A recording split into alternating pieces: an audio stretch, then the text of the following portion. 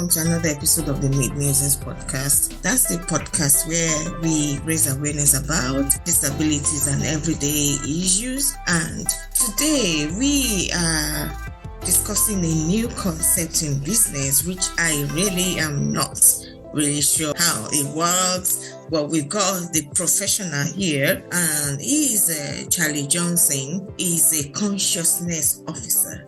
So, welcome, Charlie, and just let us know a bit more about you. Let's get to meet you, really. Born and raised in Utah. We're in the U.S., very, very religious state. We were not, myself and my family were not religious at all. We weren't for it. We weren't against it. We weren't Catholic. We weren't atheist. We weren't Mormon. We were nothing. And the reason I bring that up is for a little bit longer down in the story. Normal childhood. I didn't do good around kids my age. When I was offered a job at the age of 16, I jumped at it because I could be around adults. I loved being around the office. I loved being around adults. I loved being around executives. I just absorbed. I loved being around them, asking questions, being the dumbest one in the room. I had no problem with being ignorant. I loved it. I just absorbed everything they could teach me. I took to that very well because I was listening all the time. I was willing to do whatever was necessary. Did well in that business. We took it over when the CEO passed away unexpectedly on a Saturday. A few years later, we took over on a Monday, which is interesting. Quickly that happened. That business took off after myself and my partner took over. I flew 2 million miles. And then all of a sudden I developed a fear of flying. And there was no need for it. It was just the universe trying to get me out of that business. I loved that business. I loved the culture. I loved the employees. Everything was perfect. And to show you it wasn't a fear of flying, as soon as I finally walked away from the business, I was back on a plane a month later. So the universe was just trying to force me to get It wasn't just for that meeting, or you actually literally walked away from the business? I walked away. So I went from doing that to running the Pay It Forward Foundation, the one with the book and the movie, traveled the world, got millions of people involved, tens of millions of random acts of kindness. I love the neutrality of that movement. I love that you would do something for someone and then have them do it for someone else. Yeah. During that time is when I met my teacher, and that will lead into what we're discussing today. I spent about a decade with him, learning about really high level information, the universe, consciousness. And instead of leaving the world behind and jumping off to the Himalayas and meditating, I decided to stay in the world and figure out a way to combine all of that experience and kind of bridge the gap between this world of business and corporations and this very spiritual world. And that's you after working in the corporate world for 20 years, right? Yes. Yeah, spent 20 years in there, and then the nonprofit world for about 7, and then the 10 years with the teacher. Okay. I'm really trying to put together the pieces of information here, but I mean, what is the motivation behind getting into this new consciousness officer role, or what does it actually bring you? The motivation was because of the constant division and conflict in this world. And that division and conflict that's being created every day is also being created by the spiritual path, by the very spiritual people who think it's all one. They think they left religion behind and spirituality is better. The spiritual people who have become just as dogmatic and structured as the religion they left behind, right? So there's this gap between employees and executives. There's this gap between Republicans and Democrats. There's a gap between Catholics and atheists, but there's also a gap between the spiritual world, who now looks back at the business world and says, money's for the birds. Capitalism is evil. Businesses are evil. Corporate. It's not the structures. It's not the institutions. It's not anything to do with that. It's the human beings. Like the human beings are the ones that are creating the division and the conflict, not the businesses, not the corporations, not the for-profit individuals. It's the people. Okay. So how does your job, how does it integrate into human resources? Or how do you actually balance your role with what the business is all about as a consciousness officer? Well, consciousness is not spiritual. So a lot of people hear the word consciousness and they think it's spiritual. They think this position is going to come in and have everyone meditate and become more mindful. No, they've done those wellness programs for the last 15, 20 years, and they don't seem to be doing too well, right? We've been cramming mindfulness and meditation and Tai Chi and yoga down corporations' throats, and we've never been more conflicted and divided. This position comes into a corporation and, in a sense, reminds people that they are consciousness. They have access to consciousness. All we've been using is this thing, this middleman mind that creates all of the issues. It's fixed, it's finite, it's overwhelmed, it has too much. The same mind that creates the problem can't solve it. We need to tap back into the vast resource of consciousness. And then also bringing the awareness of we are consciousness. All knowledge is structured in consciousness. Everything physical and non-physical is consciousness. I go right back to this. All we've known is this. This is what causes the issues. We have to bring the awareness to individuals that the division and conflict created on this planet that they want to rid the world of, that they want to leave the world better for their kids, is being created by them, by everybody who chooses a side. You can be the kindest individual in the world and you're choosing a religion, you're choosing a political, you're choosing this, right, wrong. What is right for one is wrong for the other. What is ethical for one is not ethical for the other. Yeah. We have been doing the same thing since the beginning of humanity. No one's having these discussions. No one's talking about levels of consciousness. No one's talking about the division and conflict created by both sides. Everyone thinks their side's going to win and the other side's going to lose. And at some point in the future, it's going to be a utopia. You can't. The house divided is always going to fall. So this consciousness officer is bringing awareness to that, not in a negative way, but in a neutral way. The consciousness officer, this is very rare, is neutral. He or she does not have a dog in the fight. When that happens and you've got someone on staff like that, they open up every C-suite. They open up every VP. They open up every middle manager. The individual helps everyone increase their clarity, increase their level of consciousness. So everything they've ever known is got to come right here in this tiny little funnel. You give them this, you start to expand it. They have access to information. They have access to more solutions. They have access to fixing better problems. They have access to looking at the world in a completely different way. And if you know better, you do better. Little subtle things within the organization is going to increase the level of clarity, and then it's going to reduce the level of conflict and division within the organization. Oh, thank you so much. So what do you do? Describe a typical day for you in the office. The individuals there in meetings, they're around every employee all the time. They're traveling with executives. They're in meetings with executives. They're in marketing meetings just to bring the room up, to bring the clarity up, to bring a different perspective, because everyone in the room right now, it's very rare to find someone who's neutral. Everyone in every meeting has some side they've chosen. They have some restriction of their mind. They may not consciously understand it, but subconsciously, Ed and Susie could be on the same team in marketing. Ed believes one thing, Susie believes another. Everyone says we don't talk politics and religion within organizations and business, but everyone knows where everyone stands just by comments they make. Well, Susie could have the best answer, the best new idea for marketing moving forward, but Ed isn't going to accept it because he knows who Susie agrees with. He knows who Susie believes in, right? So there's this constant battle between the left and the right, or right and wrong, up and down. The chief consciousness officers in that meeting, helping everyone open that space, bring down the walls, and bring in a different set of perception, giving different advice, asking different questions. And then it starts to bring everything out. Human resources, you help them hire higher level consciousness individuals. You have them help you allow them to see the employees in a different light, in a neutral light. You help the CEO with strategy. You help sales with finding new ways to sell, new customers, new whatever. You're bringing a new perception because everyone's here, and they could be super intelligent. They could be well educated, but all of that intelligence and education is just stuck right here in this little purview. You've got to help them expand their awareness. And that's what this position does. Oh, thank you. Right now, I'm just trying to get into the actual job role. What are the specific skills or qualifications you need to be a consciousness officer? I mean, it's a new concept, totally new, as I would say. Are there specific skills or qualifications that you need to be a consciousness officer? Because it seems like it's like a reframed project manager or wellness officer combined together? No, it's definitely not a wellness project. It's not a wellness officer, because that didn't work. There's so many organizations that implemented a wellness program, and quite a few people don't involve themselves in it, right? Because in the wellness program, you bring in meditation or mindfulness, and you've got a lot of individuals who are not, let's just say they're a specific religion. Well, they're going to look at meditation and mindfulness as Buddhist, and they're going to be turned off by it. This individual helps bridge that gap. Meditation and mindfulness is not Buddhism. It's not going to hurt a Christian. It's not going to hurt an atheist. It's not going to hurt right?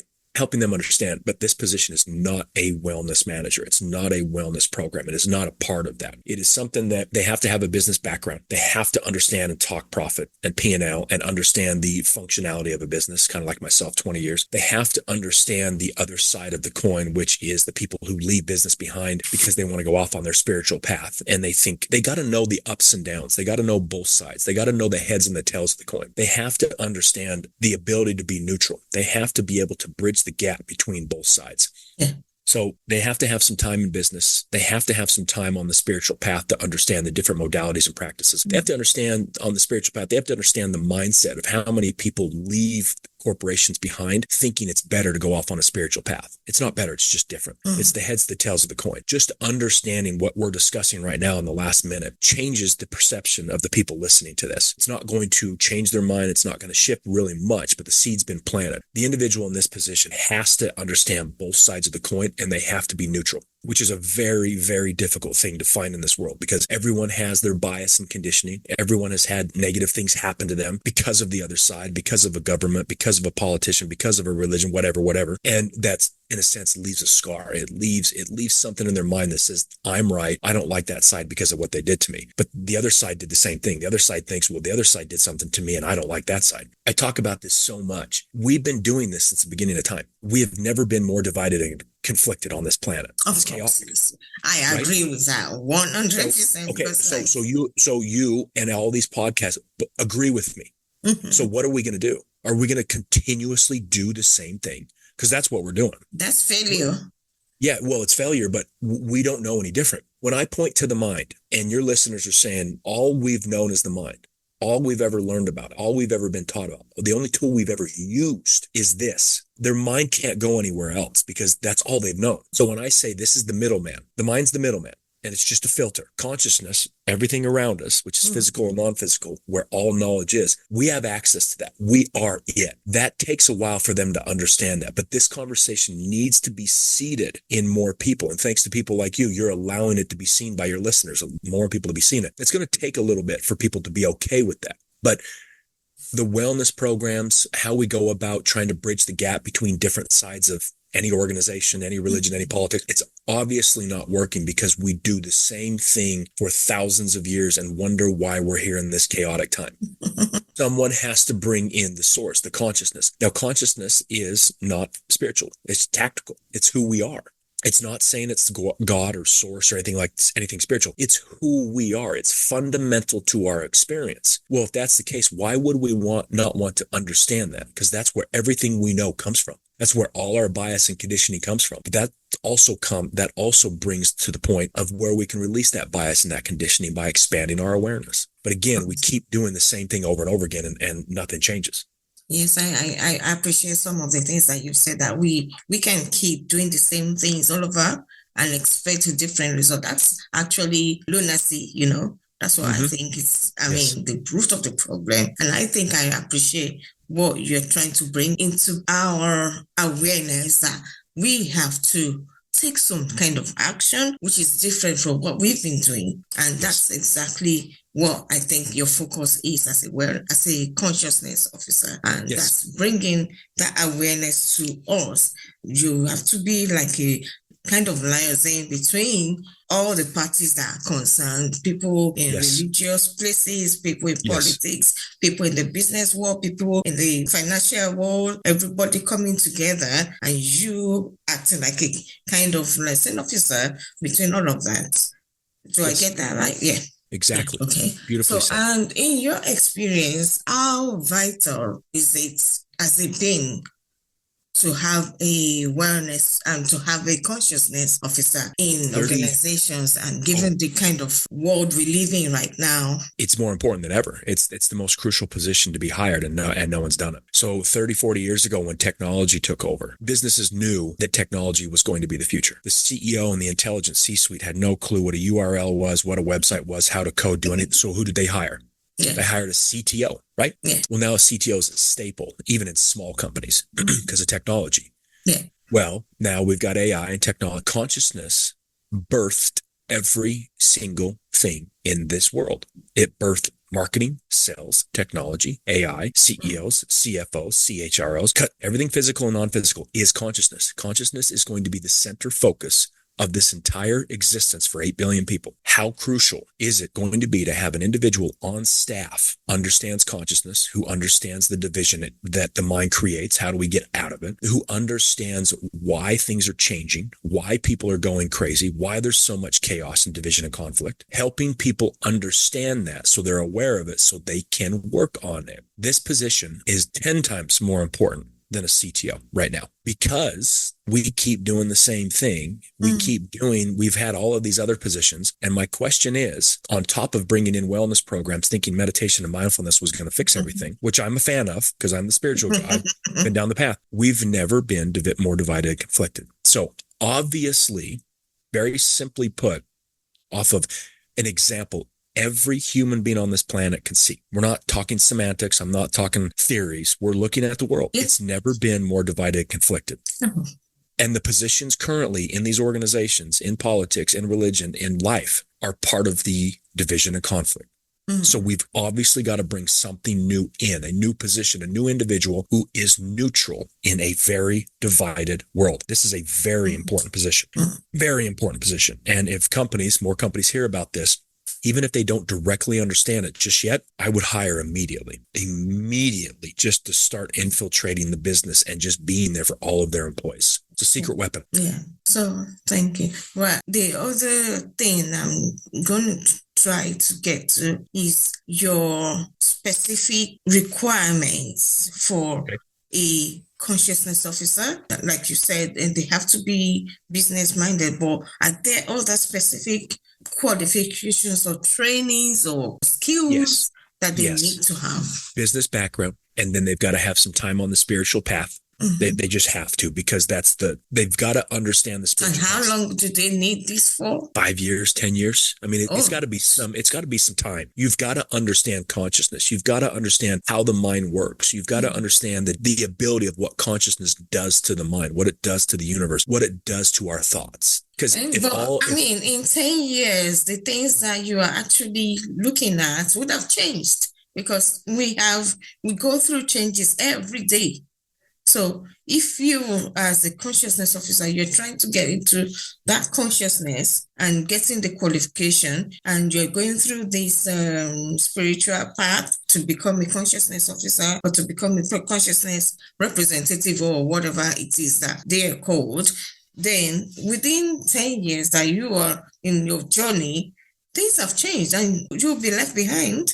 Well, there's already a considerable amount of people on this path that have been going down for 10 years, 15 years, 20 years, 30 years. I've had, because of these interviews, because that I brought attention to this new position, I've had hundreds of people cross my path saying, this is exactly the position I would love. This is my dream position. Well, now we start talking about it. Now we start working on it, trying to find out how unconditioned, unbiased, and neutral they are. So you've got to have a business background, spiritual background in a sense, so you can bridge the world, because so many of those people are going off in opposite ends. But the other thing that we're going to discuss quite a bit of is, how neutral are you? They've got to be neutral, because there's quite a few spiritual people who are just as conflicted and divided as the religions and the politics and the businesses they left behind. They went from the heads to the tails of the coin. They need to be neutral. And how do they become neutral? Well, then we start working on that.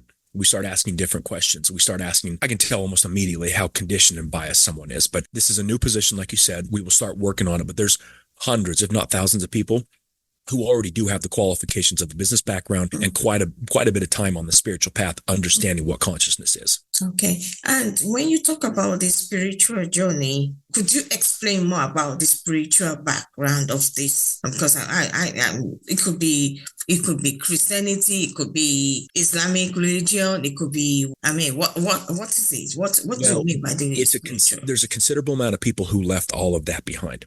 So they left Christianity behind. They left Mormonism behind. They left atheists behind. They left Muslims behind. They left Judaism behind, right? Because those constructs of those organizations, which are great organizations, boxed them in a sense. So they've left those behind. So the spiritual path to me is a more open path where they really didn't know. Maybe they started meditating. Maybe they started doing psychedelics. Maybe they started understanding breath work. They started understanding the body. They started wanting to understand consciousness, not the mind. So a more open, expansive, so they could expand past that tiny little box, right? So the spiritual path is, just for a lack of better words, because that's what we chose to call it, is just a path that is different than what the masses are doing, which is fine. I don't have a dog in the fight. I really don't mind either way. They've left certain religions behind, but there's a considerable amount of people, like I said, who left religion behind because it boxed them in. Then spirituality becomes another box for them. Yeah. Those individuals are not going to be good chief consciousness officers. They're the individuals that went down the spiritual path and it opened them up. And in a sense, they don't have the same constructs and division. They don't have the same, they're not boxed in as much, right? So they're more free flowing. They're okay with being up and down. They're okay with right and wrong. They're okay with being ignorant. They're okay not knowing. That ability to have the tool that wants to always know, and they're okay not knowing, leaves them neutral, leaves them open. So when they're giving advice, when they're in a room with a C-suite executive, they're going to bring 100% more of consciousness to that meeting, to the conflicts, to figuring out what the answer is, because we have access to consciousness. And then we choose a religion, then we choose a political side, then we choose a right, then our parents tell us this, and then our teachers, and we just box in. We're continuously boxed in. Someone on the spiritual path is breaking open that box, not for better or for worse, but they're just more open. So it's not someone right now that starts their path and then they've got 10 years of training. There's a considerable amount of people, thousands, tens of thousands, hundreds, millions of people who have already left religions behind, and they're just more open. All right. So could you just give me some of the benefits that an organization stands to gain from having a consciousness officer? Well, the simplest one is to look at a CEO and say, would you rather have sixth graders as employees or second graders? And what I mean by that is the consciousness officer is going to help everyone in the organization level up. They're going to bring clarity. They're going to bring consciousness. They're going to bring awareness to everyone. Does that increase sales, or does it boost revenue? Because I mean, the majority of businesses are set up to. It's going to boost everything, because think about it. When I asked the CEO, do you want a fourth grader or a sixth grader? The sixth grader is more mature. They're better at communicating. They're better at life, right? They're better at handling things. They're better workers. The CEO, every time I talk to him, says, I would rather have sixth graders than fourth graders. This position expands, levels everyone up, just naturally by being in that position, being in the room, being in meetings, because they're taking everyone from here to here just by what you and I are talking about. We're letting them know that they have this, they've always used this, but they have access to the whole. Just bringing their awareness to that levels everyone up. So if you have better employees, smarter employees, more engaged employees, more aware employees, you're going to be more profitable. On top of that, there's going to be less division and conflict. There's going to be less issues. There's going to be less HR issues. HR is not going to be so hand-strapped by constant division and conflict. It improves every aspect of the business almost immediately. I mean, given that the modern day corporate organizations have so many things that they have to tackle, issues like navigating rapid regulatory changes and having to actually bring regulations and obey rules and regulations, what is the prospect for career progression for a consciousness officer? All of these programs, all of these rules and regulation that we continuously create is based off of fear. It's based off of the division and conflict. So it's kind of like saying you've got your hands around your favorite individual's throat. And instead of loosening the grip to let them breathe, we're tightening it. So we have more division and conflict within the business. So instead of figuring out good ways to figure out the division and conflict, we tighten the straps, more rules, more regulations, more of this. Don't do this. We're driving everyone to the point of exhaustion. We're overwhelming. Burnout. We're restricting them. Yeah, I mean, I was just saying burnout in the organization when everything is just constricted, limited, limitations, restrictions, and all that. Yes. And that's the biggest thing you see on LinkedIn and all these consultants and all these coaches talking about employee burnout. They bring up these stats of how much burnout there is, and they're going to figure out some way to do it. Well, this tool is what created the burnout, and the consultant is still using this tool to stop the burnout. That's why it's not working. That's the same mind that creates a problem can't solve it. The same mind that created the issues is trying to solve the issues. That's why burnout's so high. We've never had more access to life hacks, never had more business consultants or coaches, never had more people focusing on burnout, never had more books on happiness. Yeah. We're not happy. We're burnt out. We're overwhelmed. And we've never had access to more information as to not be that way. Why is no one paying attention to this? Why is no one ever focused on, my God, we have all this stuff, all this knowledge, all this information, and it's getting worse. Thank you. And how do you become a consciousness officer? By saying they want to be that position, by putting it on their resume, their LinkedIn. Is there job roles that are advertised as consciousness officers as well? No, that's how new this. No, that's how new this is. That's how new this is. And it's going to be soon. The first organization that jumps on board is going to spark hundreds, if not thousands of other companies to do it, because these other companies are going to wonder what that position is. They're going to fear missing out on it, and they're going to know how important it is, right? So we just need one or two companies right now to make that hire. And have you found anyone that has actually hired consciousness officers? I have a few right now that are working with me, consulting with me. Okay. They still are trying to figure out what it means. But thanks to you and other individuals, we're getting more awareness because we get to talk about it in depth of what it is and what it's not. Yeah. Okay. And what are the pros and cons of being a consciousness officer? Does that take away from your regular income, or does it add to your income? What's the standard kind of take-home pay for a consciousness officer? Well, I'm asking Rami because my background is human resources, so that's why I'm really interested in all these things. They would be C-suite, so they'd have a pretty decent salary. They'd probably, if it was a smaller company, they'd probably be looking at some type of piece of the company, right? Some type of equity to help grow the company. Medium or larger companies, I'm assuming they would be again in the C-suite, and they'd be making a significant salary because this individual is going to impact. It's not like marketing, it's not like sales, it's not like HR. There's not going to be a silo. This position is going to be once these C-suite executives and VPs and managers of this organization understand what this position brings, everyone's going to be chomping at the bit to use them. They're going to be a secret weapon. And that to me is priceless for a company moving forward right now. Oh, right. Okay. The only cons, like you say, pros and cons, the only con is it's so new that we've got to figure out a way for these companies to hire. Of course, like every new thing, you just have to figure out a way through. And then once you're established, people know what this is. And they are like you said, they'll feel like they've been missing out on something, really. Because when organizations see that, okay, organizations that have consciousness officers are doing better than then they would actually create that job position. Yes, exactly. Yeah. Okay. So like they say, the first one through the wall is always bloody. So I've got to figure out some way to not to get too bloody.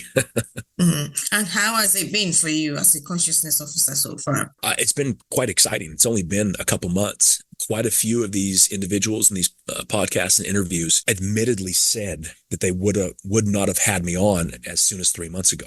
So that to me shows me how quickly things are shifting on this planet consciously. That many people are saying earlier in the year or maybe late 2024, I would have saw your title and thought it was you were a complete idiot, right? Now they're saying, hey, I want to interview. And they're good sized podcasts, right? They're saying, I want to interview. I want to know what this position is. Because in the psyche of the collective 8 billion people, I promise you, consciousness is going to be the word, the thing, the source, the noun everyone's talking about as this year unfolds, because everything is consciousness. They're going to want to get past this.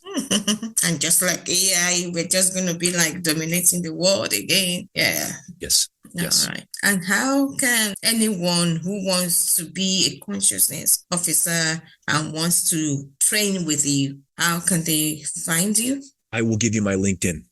That's the best way. I like for them to see the ongoing conversation of what this position is, what it's not. It has everything that it has all my contact information. I like LinkedIn. That to me is this, because I have a hard time being on the other social media platforms. It just doesn't feel right to me. Yeah. So I want to stay on LinkedIn.